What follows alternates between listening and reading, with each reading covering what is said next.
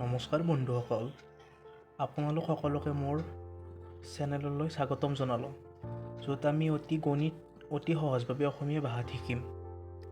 আমি আজি শিকিম সংখ্যাৰ বিষয়ে। প্ৰথমতে চাম আমি সংখ্যা। সংখ্যা মানে আচলতে কি?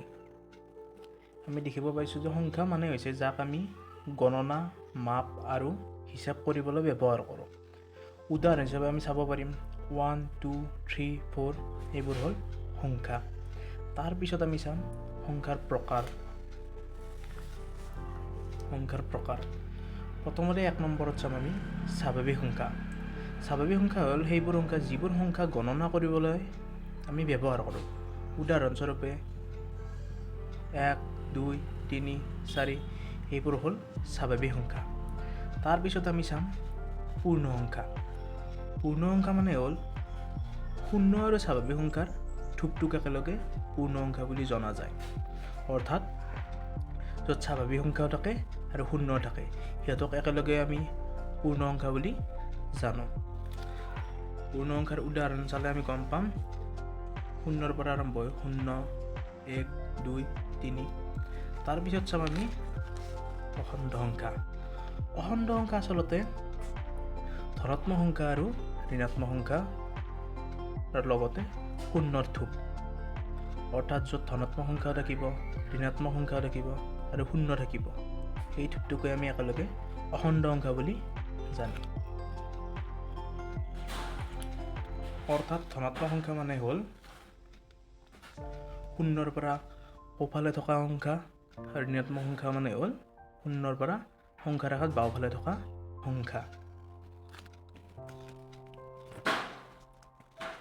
তাৰপিছত চাম আমি সংখ্যা ৰেখা। সংখ্যা ৰেখাত এইফালে হ'ব ধনাত্মক আৰু শূন্যৰ ফালে এইফালে হ'ব ঋণাত্মক। গতিকে আমি অখণ্ড সংখ্যাত ধনাত্মক সংখ্যা, তাৰপিছত শূন্য আৰু বাকী ঋণাত্মক সংখ্যা এই আটাইখিনি থোপে থাকিব। তাৰপিছত থাকিব আমাৰ পৰিমেয় সংখ্যা বা ৰেচনেল নাম্বাৰ। পৰিমেয় সংখ্যাৰ আমি সংজ্ঞাটো এনেদৰে দিব পাৰোঁ, যিবোৰ সংখ্যাক p/q, য'ত q does not equal to 0 আকৃতিত প্ৰকাশ কৰিব পাৰি, তেনেবোৰ সংখ্যা হ'ল পৰিমেয় সংখ্যা। অৰ্থাৎ -1/2, 5/7, 9/2 এইবোৰ হ'ল পৰিমেয় সংখ্যা। তাৰপিছত আমি চাম অপৰিমেয় সংখ্যা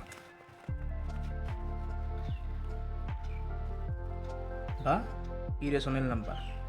যিবোৰ সংখ্যাক p/q, য'ত q does not equal to 0 আকৃতিত প্ৰকাশ কৰিব নোৱাৰি, তেনেবোৰ সংখ্যাই হ'ল অপৰিমেয় সংখ্যা।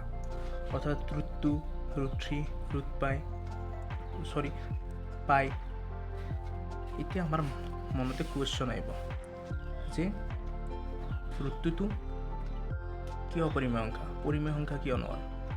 আমি √2টোক √2/1 হিচাপে লিখিব পাৰোঁ, কিন্তু এইটো শুদ্ধ নহয়, কাৰণ √2ৰ মান আমি উলিয়ালে গম পাম 1.41... উলিয়াই যাই থাকিব, যিটো এটা অপৰিমেয় সংখ্যা। গতিকে অভাৰঅল আমি চাবলৈ গ'লে √2 এটা হ'ব অপৰিমেয়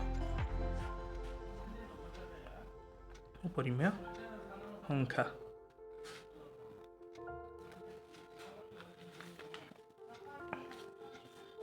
গোটেইখিনি বুজি পালে? গতিকে সংখ্যাৰ প্ৰকাৰবোৰ হ'ল, আমি প্ৰথমতে শিকিলোঁ সংখ্যা মানে কি, তাৰপিছত শিকিলোঁ সংখ্যাৰ প্ৰকাৰ, য'ত থাকিল স্বাভাৱিক সংখ্যা, তাৰপিছত থাকিল পূৰ্ণ সংখ্যা, তাৰপিছত থাকিল অখণ্ড সংখ্যা, তাৰপিছত থাকিল পৰিমেয় সংখ্যা, তাৰপিছত থাকিল অপৰিমেয় সংখ্যা। এতিয়া আপোনালোকে কমেণ্টত উত্তৰ দিয়ক, শূন্যটো কি, স্বাভাৱিক সংখ্যা নে পূৰ্ণ সংখ্যা? তাৰপিছত কমেণ্টত এনচাৰ কৰক যে √4 এইটো কি সংখ্যা, পৰিমেয় সংখ্যা নে অপৰিমেয় সংখ্যা নে স্বাভাৱিক সংখ্যা, কি সংখ্যা?